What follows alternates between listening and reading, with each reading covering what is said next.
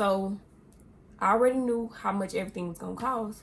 In my notebook, I was gonna spend about $3,000, which I didn't even spend that much. The my chairs that I bought two of the, y'all will see it in the clip, two of the big black like square like chairs. I like those chairs a lot. They more like I ain't gonna say they up to date. They more like traditional kind of chairs. Like they cute, but they ain't like too much, but they ain't like basic. And they was like $200 a piece. And I got two of those. And then I got two of the like smaller chairs because I realized those chairs are kind of big. And in another room that I have set up in my shop, the room is not that big. So I was like, I need smaller chairs in there. If I put these big chairs in there, it's gonna make it kind of cluttery. Like, so I end up getting the other type of chairs. I got two of those, and those chairs cost me like $119 per chair. I didn't purchase all those chairs at one time. I only had two chairs in my shop for about 2 months. And then, of course, I'm making money, so I started buying more stuff. Like, I started buying extra chairs for my shop. I started buying, like, pictures for the wall and stuff. Like, I already had little stuff, but I really did and I really didn't. Like, it's just like with a house or apartment, over time you're gonna see stuff that goes along with your house or your apartment. You're just gonna buy, like, hey, this bench is cute, this chair is cute, this picture frame is cute, like, and you're just gonna buy it. And that's how I bought all the little stuff that really don't matter, like pillows and extra chairs and all that stuff like that. And I like the DIY stuff. Like, I don't know why, I kind of like to create stuff. So I bought a lot of chairs. I actually bought 8 wooden chairs out of the thrift store. And they was like $5 or $6 a piece, but I bought 8 of them. And my plan was to make those chairs like a bench to go all the way around with the fur, but I never got to that. But I think I'm gonna do that this year. So did that, and then I end up so that's how I got my furniture and stuff. So none of my furniture in my shop is financed. The chairs is probably the only thing I spent the most money on, honestly, because everything else wasn't that much money. So it's just however you want to do it. And I'm honestly glad I did it that way, because I can save, and I did save more for when I want like brand new stuff, and I know, like, you know, what kind of stuff I really want, quality and all that stuff like that. Because a lot of stuff that you see that may look like it's quality is really not. Because I've seen in people's shops, like, the high quality stuff they spend thousands of dollars on, like, it's not even worth it, to be honest. I ain't gonna like go into details on all that, because that ain't got nothing to do with me. But that's how the equipment got equipped.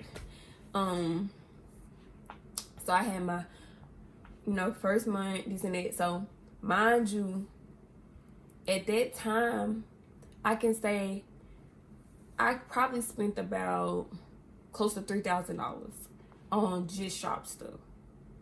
But I'm constantly making money every day, because I didn't have an off day. And mind you, I do hair, so I'm constantly making money. Hundreds, 100 this person, 100 that person, $80 here, $90 here, $70 here. I'm a stylist. I'm constantly making money. So I was just buying stuff as I go. That's how I was getting the little stuff that I needed, which I really wasn't needing that much stuff. Like, it really don't cost like so much money. Like, people be like, oh, you gotta have $10,000 for this, you gotta have this for this. No, you don't. Like, because even when I started, I didn't spend a lot of money even when it came to like getting my business license and stuff like that. Like, none of that stuff was that much, and I didn't have to get it all right away. I was, then you had to get your water cut on, your power, all that good stuff. So I was having to do all of that, and it really didn't cost me a whole lot of money. Like, now that I look back at it, because I was always hesitant about posting or talking about this, because it just was like, the money just was there for me.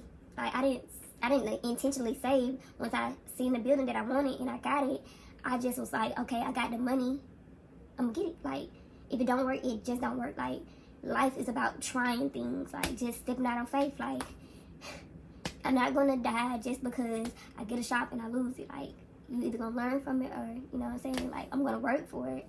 And I was determined to have it. And I was like, no matter what, you know. And another thing, I knew that I was was only looking in a certain price range. So if something was over like $2,000, I was not getting it.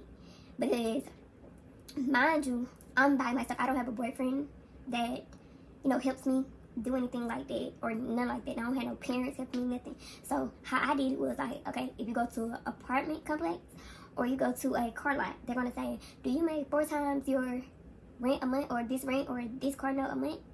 Then you could afford this. And that's what I said about the shop that I got. Like, if I don't make this amount of money per month, then I can't even afford this. And that's how I end up being able to afford what I could afford, or thinking I can afford what I was able to afford. So I end up getting that building, got my equipment. So now it's time to paint and do all that stuff like that. The floors was already done. The walls was honestly already painted really good. I just didn't want it to be gray and red and blue, and it had so many different colors. I didn't want that. I wanted my brand colors. So I spent money on the paint. I had a discount because my friend was actually working at Home Depot. So I was able to get a deal with the paint and stuff. But it still didn't cost me that much money. So I got the painting and stuff. Me and my brother did that. I paid him, but I did a lot of work too myself for like painting and stuff. So that cut out a chunk of money for me.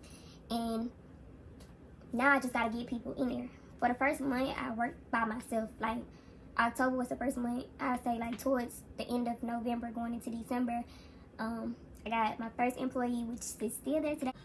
Love her. I had her to come in. The way that I went about hiring was, like, word of mouth. And I just was telling everybody, you know, I'm hiring now. People was reaching out to me here and there. You know, some was serious, some wasn't. But not going to spend too much time on it because that's not why we're here. And it really don't matter, because like I said, it's up to me to keep the business. Like, you can't say you're a boss and you can't afford what you out here getting. That's why I said I made sure that I made the amount of money that I need to make a month to actually afford it, even if nobody was there with me. And I added in, you know, my power bill, because I asked her how much her power bill used to be for her shop, and she told me. So I added in the power, I added in water, I added all that in, you know. So that goes by. Okay, so I'm at the business office now. And I came up with my business brand name. I wanted to originally name my shop The Room for Royalty. Like, room and for royalty. Like the room for royalty. So the reason why I didn't name it that was because it was already another shop in the area that had like royalty salon or something like that. And the lady actually said that to me, like, as I wrote it on the paper and gave it back to her. She's like, well, you know, it's already a shop that's, you know, called Royalty this and that, and it's another shop here. It's an older shop, and it's Royalty something else. So I was like, okay, let me sit down. And so I sat back down, and I just kind of like wrote this. I didn't put no thought in it. I just was like, okay, House of Empire. It's on. And that's how I came up with it. I honestly, God, didn't think about it. It wasn't, I have a list in my phone of different stuff that I wanted my shop to be named, but I didn't really care about it anymore.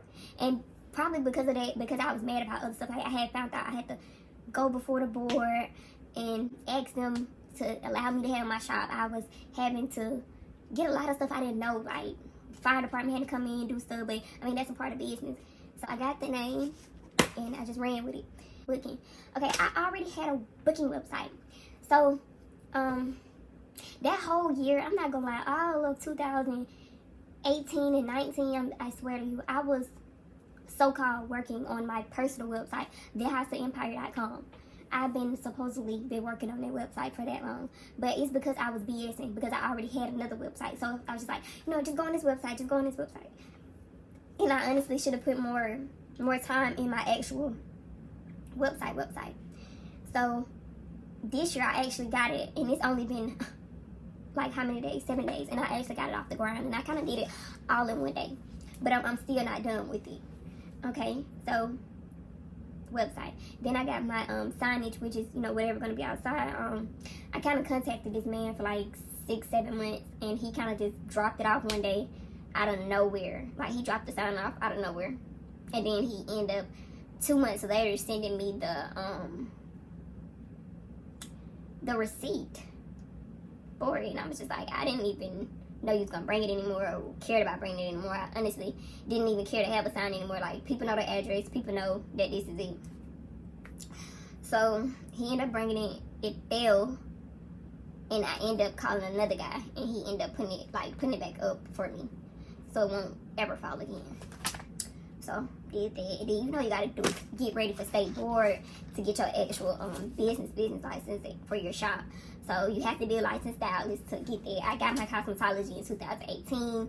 My cosmetology license in 2018. I could have got it in 2017, but I kind of, because I graduated in 2017, but they give you, I think, a year to actually go and take your exam, and I waited till the last minute to take my exam.